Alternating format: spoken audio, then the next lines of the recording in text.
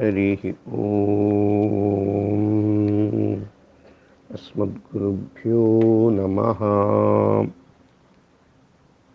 अस्मत्परमगुरुभ्यो नमः। अस्मत्सर्वगुरुभ्यो नमः।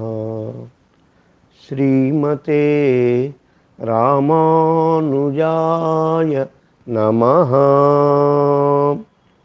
श्रियः कान्ताय कल्याणनिधये निधयेऽर्थिनां श्रीवेङ्कटनिवासाय श्रीनिवासाय मङ्गलम्।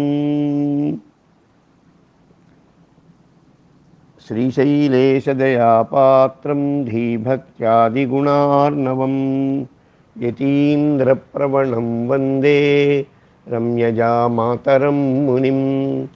लक्ष्मीनाथसमारम्भां नाथयामुनमध्यमाम् अस्मदाचार्यपर्यन्तां वन्दे गुरुपरम्पराम्। यो नित्यमच्युतपदाम्बुजयुग्मरुक्मा व्यामोहतस्तदितराणि तृणाय मेने। अस्मद्गुरोर्भगवतोऽस्य दयैकसिन्धो रामानुजस्य चरणौ शरणं प्रपद्ये। मातापिता युवतयस्तनया विभूतिः सर्वं यदेव नियमेन मदन्वयानाम् आद्यस्य न कुलपतेर्वकुलाभिरामं श्रीमत्तदङ्घ्रियुगलं प्रणमामि मूर्ध्ना। भूतं सरश्च महदाह्वयभट्टनाथ श्रीभक्तिसारकुलशेखर योगिवाहान् भक्ताङ्घ्रिरेणु परकालयतीन्द्रमिश्रान् श्रीमत्पराङ्कुशमुनिं प्रणतोऽस्मि नित्यम्। श्रीमदच्युत श्री शठगोप रामानुज वरवरमुनि निज गुरुभ्यो नमः। समस्त भागवतवर्येभ्यो नमः। భాగవతోత్తములారా, శుభోదయం, సుప్రభాతం. పిన్బళియ పెరుమాళ్ జీయర్ వారు దయతో కటాక్షించిన వార్తామాల చివరి రోజునకు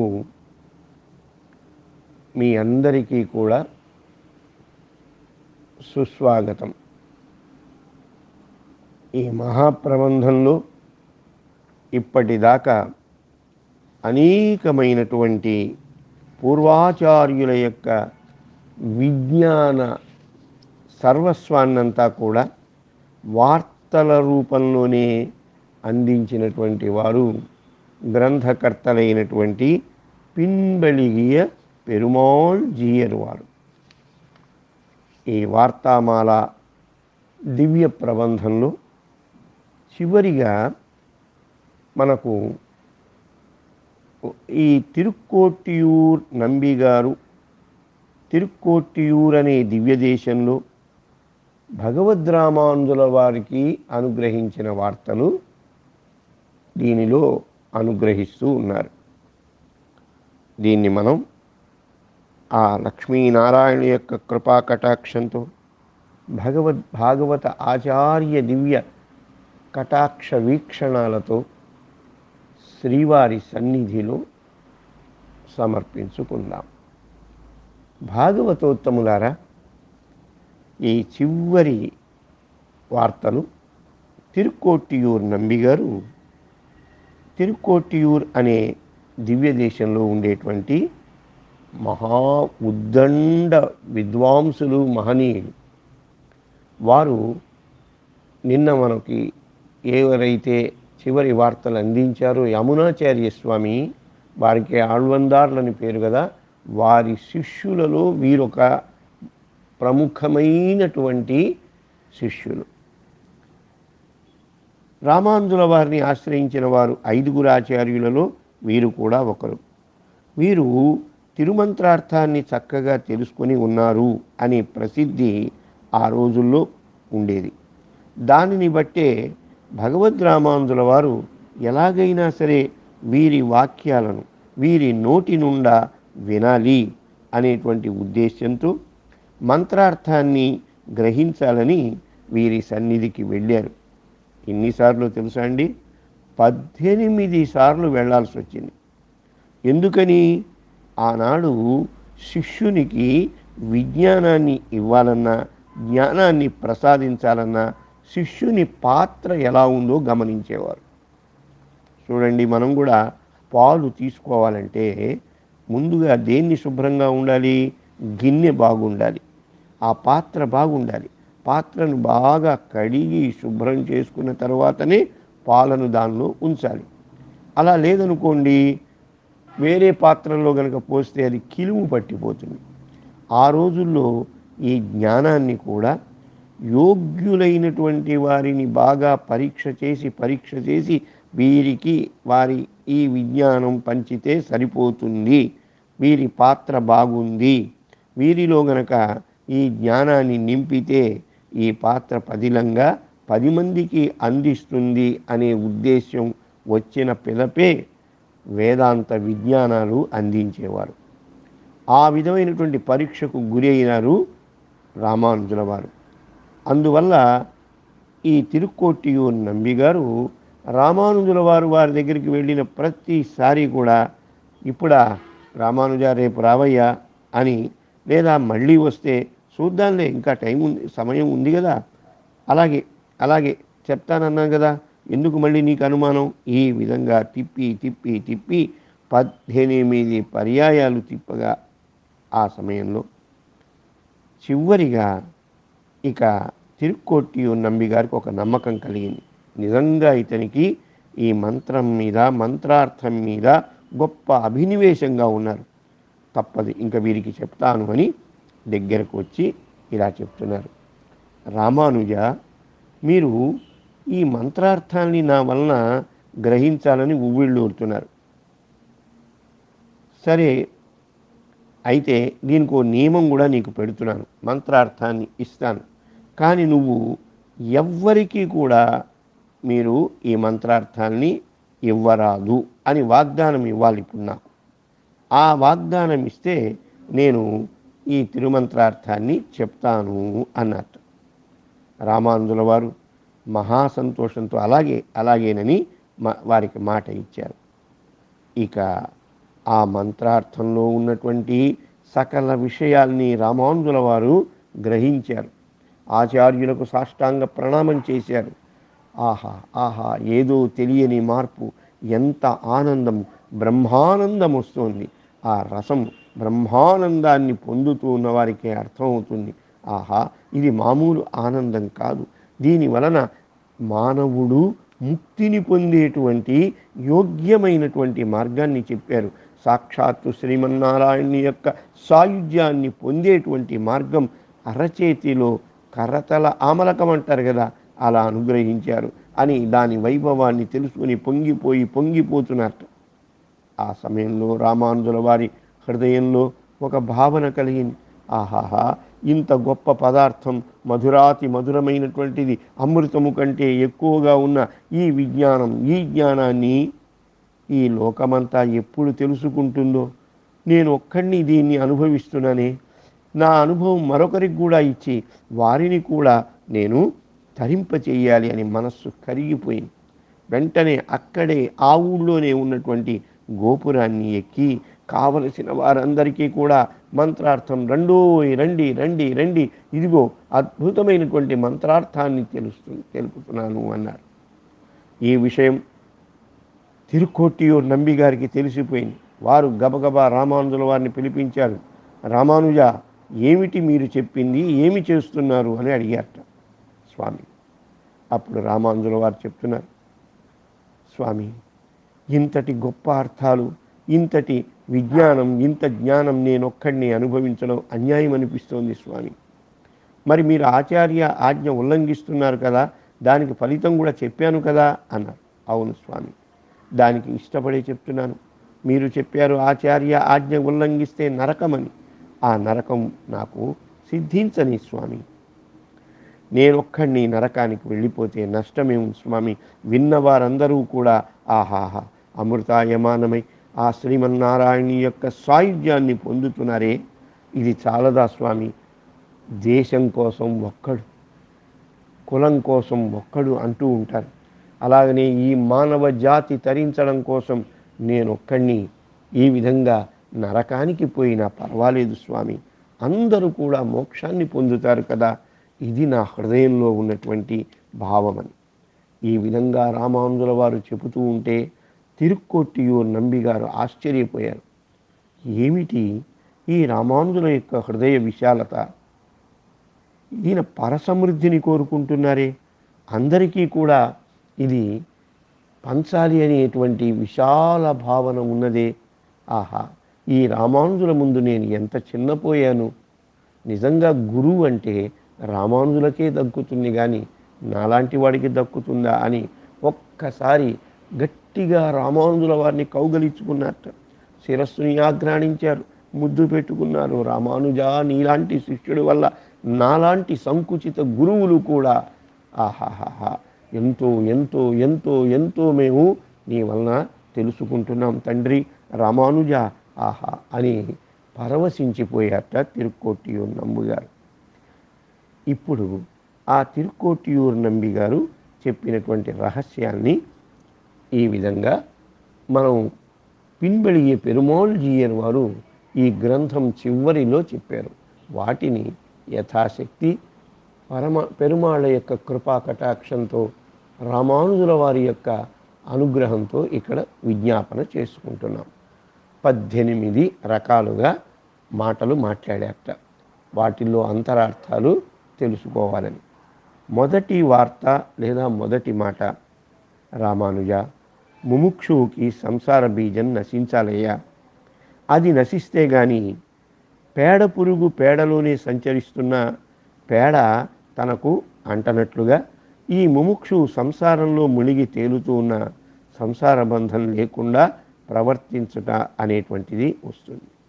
అప్పుడు ఈ సంసార బీజం నశించిపోతుంది అని చెప్పారు. ఇది మొదటి వార్త. ఇక రెండోసారి చెప్పినటువంటి విషయాలలో ముఖ్యమైనది, సంసార బీజం నశిస్తే తప్ప అహంకారము మమకారము సావు. అవి నశిస్తే కానీ, అహంకారం అంటే ఏమిటి? గర్వం కదా. మమకారం అంటే అసూయండి. ఈ రెండిటితో అంటే ఈ గాలి గనక కొట్టితే గనక దీపం ఆరిపోయినట్లుగా అహంకార మమకారాల్ని ముందు మనం పక్కకు గనక జరిపామంటే ఏమవుతుంది? ఎప్పుడైతే సంసార బీజం పోతుందో అప్పుడు ఈ అహంకార మమకారాలు కూడా తొలగిపోతాయి. ఇక మూడవ దానిలో అహంకార మమకారాలు ఎప్పుడైతే అవి తప్పుకుంటాయో అప్పుడు మనకేమవుతుంది? ఇక దేహాత్మాభిమానం అనేటువంటిది కూడా పోతుంది. ఇవి ఉన్నంత వరకు మాత్రం దేహాత్మాభిమానము పోదు అని చెప్పారు. నాలుగో వార్త, దేహాత్మ అభిమానం పోతే కానీ ఆత్మజ్ఞానం అనేది రాదండి. ఇంకా దేహం మీద ఇంకా మనకి ఆ అభిమానం ఉంటే ఇక ఆత్మ గురించి వీడికి ఏమర్థం అవుతుంది? అందుకని అది రాదు. ఐదో వార్తలో ఆత్మజ్ఞానం కలిగితే కానీ ఐశ్వర్య భోగాదుల విషయంలో వైరాగ్యము రాదు. పోతే పోయింది, ఐశ్వర్యం ఎంత, ఈ భోగం ఎంత అని ఆత్మజ్ఞానం కలిగిన వాడికి వస్తుంది. లేదంటే ఇదే నిజమనుకుని వాడు ప్రాణాలు తాను తీసుకుంటాడు, ఎదుట వారి కోసం కూడా తీసి పడేస్తూ ఉంటాడు. కాబట్టి ఆత్మజ్ఞానం కలిగి తీరాలి. అప్పుడు కానీ ఐశ్వర్యం మీద భోగం మీద వైరాగ్యం రాదు. ఇక ఆరవ వార్త, ఐశ్వర్య భోగాల మీద వైరాగ్యం కలిగితే కానీ భగవంతుని విషయంలో ఇతనికి ప్రీతి కలగదు. అవి వేళ్లాడుతూ ఉన్నంతసేపు భగవంతుడి మీద ప్రీతి ఎలా వస్తుంది చెప్పండి? ఇక ఏడవ వార్తలో భగవంతుని విషయంలో ఇతనికి ప్రీతి కలిగితే కానీ ఇతనికి విషయాంతరముల యందు ఆసక్తి పోదండి. భగవంతుడు గొప్ప వస్తువు అని తెలిస్తే విషయాంతరాలన్నీ అల్ప వస్తువులని తెలిసిపోతుంది. ఇక దానికోసం పాకులాడడు. ఇక ఎనిమిదవ వార్తలో ఈ విషయాంతరాల మీద ఈ భ్రాంతి విడిస్తే కానీ భగవంతునికి తాను పరతంత్రుడు అనే జ్ఞానం కలగదు. చూసారా, ఒకదానికొకటి ఎలా సంబంధం ఉందో. భగవంతుడికి నేను పరతంత్రుడు అన్నప్పుడు ఉండేటువంటి వ్యవహారం వేరే ఉంటుంది. నాకు నేనే స్వతంత్రుణ్ణి అనుకున్నప్పుడు వాడి యొక్క వ్యవహారం మరో రకంగా ఉంటుంది. 9వ వార్తలో తాను భగవంతుడికి పరతంత్రుడు అనే జ్ఞానం కలిగితే కానీ ఈ అర్థ, కామ, రాగ, ద్వేషాదులు పోవు. 10వ వార్తలో రాగద్వేషాదులు పోతే గాని శ్రీ వైష్ణవత్వము రాదు. 11వ వార్తలో శ్రీ వైష్ణవత్వం చిక్కితే గాని సాత్వికులైనటువంటి వారు ఇతన్ని తమ గోష్ఠిలోనికి చేర్చుకోరు. ఇక 12వ వార్తలో సాత్వికులైనటువంటి వారు ఇతన్ని తమ గోష్ఠిలోనికి చేర్చుకుంటే కానీ భాగవతులు ఇతని తమ గోష్ఠిలోకి రానిరండి. ఇక 13వ వార్తలో భాగవత సంబంధం లేకుండా భాగవతులు ఇతన్ని అంగీకరిస్తే కానీ వీడికి దిక్కులేదు. కాబట్టి భాగవతులు ఇతన్ని అంగీకరిస్తే తప్ప భగవంతుడు ఇతనిని అంగీకరించడు. భగవంతుని చేత అంగీకరిస్తే కానీ ఇతడు అనన్య ప్రయోజనుడు కాలేడు. అంటే భగవంతుడు అంగీకరిస్తేనే వీడు అప్పుడు అనన్య ప్రయోజకుడుగా మారిపోతాడు. 15వ వార్తలో ఇతడు ఎప్పుడైతే అనన్య ప్రయోజకుడనే అవుతాడో లేదా కాకుండా ఉంటాడో అంతవరకు ఇతడికి అనన్యార్హ శేషత్వం అనేటువంటిది రాదు. అనన్యార్హ శేషభూతుడు కాలేడు. 16వ వార్త ఇతడు అనన్యార్హ శేషభూతుడు అంటే ఇతరులకు చెందనివాడుగా ఉండడండి. అనన్య ప్రయోజనం అయితేనే వాడు ఈ అనన్యార్హ శేషం అనేటువంటి దాన్ని పొందగలుగుతాడు. ఈ అనన్యార్హ శేషభూతుడైతే కానీ అనన్య శరణుడు కాలేడు. చూసారా, ఇక ఇంకొకడిని వీడు వెళ్ళి శరణు వేడాడు. ఎందుకని? ఇతరులకు నేను శేషుడను కాను అనే జ్ఞానం వస్తే కానీ అప్పుడు ఇతరులను వాడు వెళ్ళి ఆశ్రయించడు. ఇక 17వ వార్త ఇతడు అనన్య శరణుడైతే తప్ప అధికారి కాలేడు. దివ్య జ్ఞానాన్ని పొందడానికి, వైష్ణవత్వం పొందడానికి, భాగవతోత్తముల యొక్క కృపా కటాక్షాలు పొందడానికి చూసారా ఇతడు అనన్య శరణుడుగా ఉండాలి. అలా లేకపోతే అది కుదరదు. అప్పుడు వీడు దీనికి అధికారి కానే కాడు. ఇక చివరి వార్త 18వ వార్త చెప్తున్నారు. ఈ విధంగా అధికారి అయినటువంటి వానికే ఈ తిరుమంత్రార్థము లభిస్తుంది.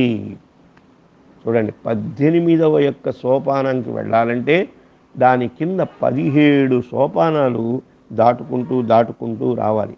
అప్పుడు మోహన రూపం చూడాలంటే 7 కొండ లెక్కాలోయ్ అని అంటారు చూసారా.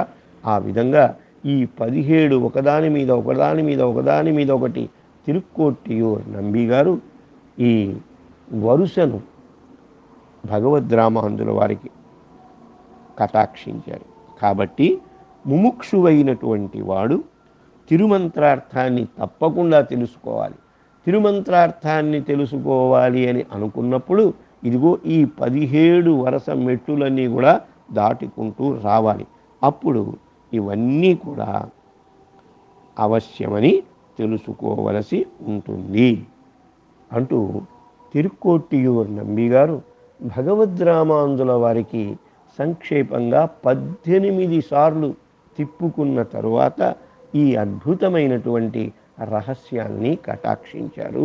రామానుజుల వారు ఈ 18 కూడా ఆ ఊళ్ళో ఉన్న తిరుక్కోట్టియూర్ గోపురమెక్కి ఆహా ఇవన్నిటినీ కూడా అందరికీ వెదజల్లి తమ గురుదేవుల చేత శభాష్ రామానుజ, నీవు నిజంగా కాలమేఘం లాంటి వాడివి, కారే కరుణే రామానుష, ఆహా కరుణ అనేటువంటి మేఘం కలిగినటువంటి వాడివి రామానుజ, నా దగ్గర నుండి సమస్త జ్ఞానాన్ని, నారాయణ సంబంధమైన జ్ఞానాన్ని మేఘాలు ఏ విధంగా సముద్రాల నుండి పీల్చుకుంటాయో అలా పీల్చుకొని అందరికీ, అడిగిన వారికి, అడగని వారికి, మెట్ట మీద, పల్లం మీద, కొండల మీద, కోనలలోన, నదులలో అంతటా వర్షించావే.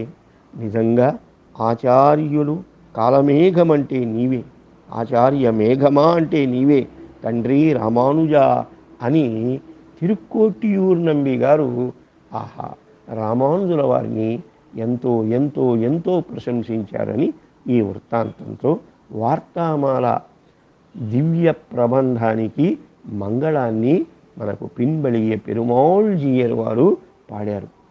శ్రియకాంతాయ కళ్యాణ నిధయే నిధయేర్థినాం శ్రీవేంకట నివాసాయ శ్రీనివాసాయ మంగళం. మంగళాశాసనపరైః మదాచార్య పురోగమైః సర్వైశ్చ పూర్వైరాచార్యైః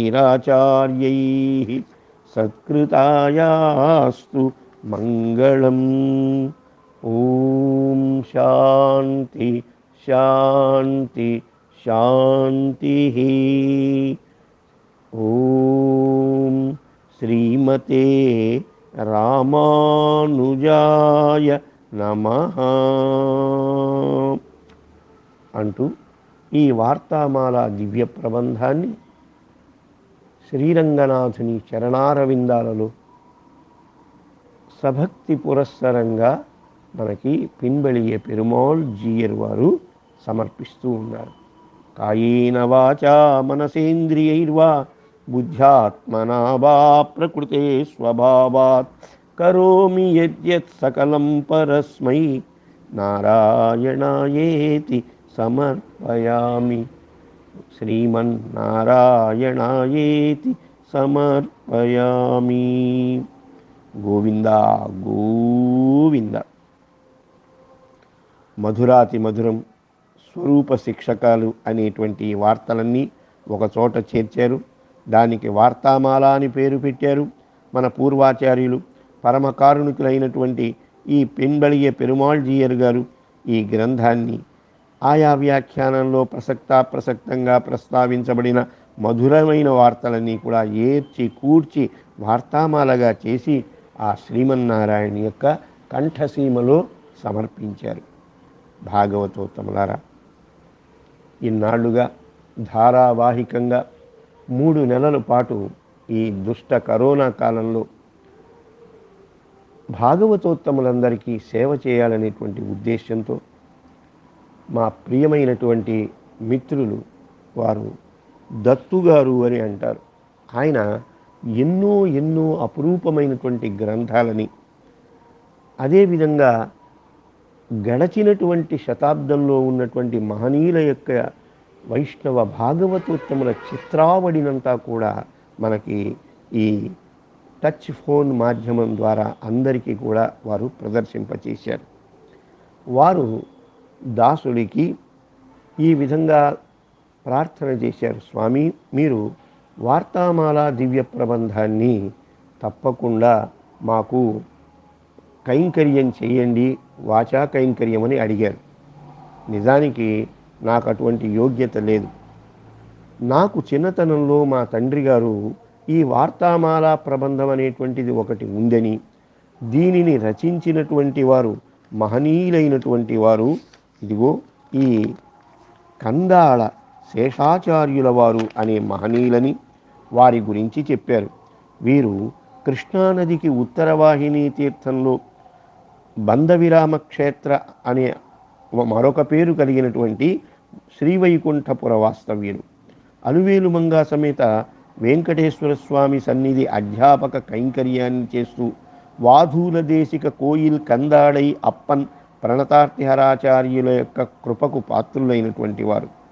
పేరరుళాళ రామానుజ జీయరు వారి పరమానుగ్రహంతో సకల విశిష్టాద్వైత సిద్ధాంత సంప్రదాయ గ్రంథ తత్వార్థాలన్నింటినీ కూడా తెలుసుకున్న వాధూల కుల తిలకులైన వెంకటాచార్య రంగమాంబ అనేటువంటి వారి కుమారరత్నం వీరు. ఎవరు? ఈ కందాడై శేషాచార్య స్వామి వారు. వీరు సామాన్యులు కాదు. వీరికి కావ్యరత్న, వేదాంతరత్న, వేదాంత తీర్థ, వేదాంత వాచస్పతి అనే అనేక బిరుదులున్నాయి. వీరు సంస్కృత భాషలో, ఆంగ్ల భాషలో, ద్రవిడ భాషలో, ఆంధ్ర భాషలో, శుద్ధ మాగధి మొదలైనటువంటి 12 భాషలలో వీరు ఉద్దండ పండితులు. వీరు ఆంధ్ర భాషలో శ్రీభాష్యాన్ని గ్రంథాన్ని లోకానికి వెలుగు చూపించారు. వారే శ్రీమాన్ కందాడై శేషాచార్య స్వామివారు. వీరు వ్రాసినటువంటి దానిని దాదాపు చాలా కాలం అయిపోయిన తర్వాత మళ్ళీ వీరు అనుగ్రహించి 100 సంవత్సరాలు పూర్తి అయిపోయింది. మళ్ళీ దానిని ఈసారి మన ఆరవల్లి అళహసింగరాచార్య స్వామి వారి కుమారులు రంగనాయకాచార్య స్వామి వారు, వారి కుమారులు బదరీనారాయణ స్వామి రాధిక గారు వారు తమ శిష్యుల ద్వారా ఈ గ్రంథాన్ని పునర్ముద్రింపచేశారు. దీనిని దాసుడికి చీరాల మహాసభలో బహుమానంగా ఇచ్చారు. దీనిని చూస్తూ ఉండేవాడిని. చిన్నతనంలో నాకు మా తండ్రి గారు చెప్పినటువంటి వార్తామాల విశేషాలు, ఆ కందాడై రామానుజుల వారి యొక్క వైభవం విని ఉన్నాను. దీనిలో అప్పుడప్పుడు ఏదైనా 2-3 వార్తలు చూస్తూ ఉండేవాడిని. కానీ ఎప్పుడైతే ఈ దత్తుగారు అడిగారో ఇక ఇది చెప్పాలి అని ఒక తపన కలిగింది. నిజంగా ఇది చెప్పగలుగుతామా? ఇది నా వల్ల అవుతుందా? మనకి ఈ పునర్ముద్రణలో ఎంతో పురుషకారం చేశారు. మనకి నరసాపురంలో ఉన్నటువంటి వంగల వెంకటాచార్య స్వామివారు. వీరు ఉభయ వేదాంత విద్వాంసులు. వారు కూడా దాసుడికి మంగళాశాసనం కటాక్షించారు. పూర్తిగా దీనిని మొట్టమొదటిసారిగా వ్యవహార భాషలో ఈ ఆడియో రూపంలో చేసేటువంటి మహాభాగ్యాన్ని మా కులదైవం వెంకటేశ్వర స్వామి వారు దాసుడికి అనుగ్రహించారు. దత్తుగారి ప్రోద్బలంతో, స్వామి యొక్క కృపా కటాక్షంతో, ఆచార్యుల వారి యొక్క అనుగ్రహంతో, పిన్బళియ జీయరు వారి యొక్క కృపతో దీనిని ఈ 3 నెలలు కూడా మనం అనుసంధానం చేసుకుని స్వామి సన్నిధిలో సమర్పిస్తున్నాం. ఈ సందర్భంగా ఎందరెందరో దేశంలో నలుమూలల నుంచి ఈ వార్తామాల వింటున్నారు. విన్నటువంటి మీ అందరికీ కూడా దాసుని యొక్క స్వరూపానురూపమైనటువంటి ప్రణామాలు సమర్పించుకుంటున్నాను. దీనిలో ఏవైనా అజ్ఞానం వలన దోషములుగా గనక జరిగి ఉంటే అవి దాసునివిగా భావించి, ఉత్తమమైనటువంటి విషయాలు గ్రంథకర్తవిగా భావించి దాసుణ్ణి మంగళాశాసనాలతో అనుగ్రహించవలసిందిగా అడియేన్ రామానుజ దాసః తిరుమయిషై ఆళ్వార్.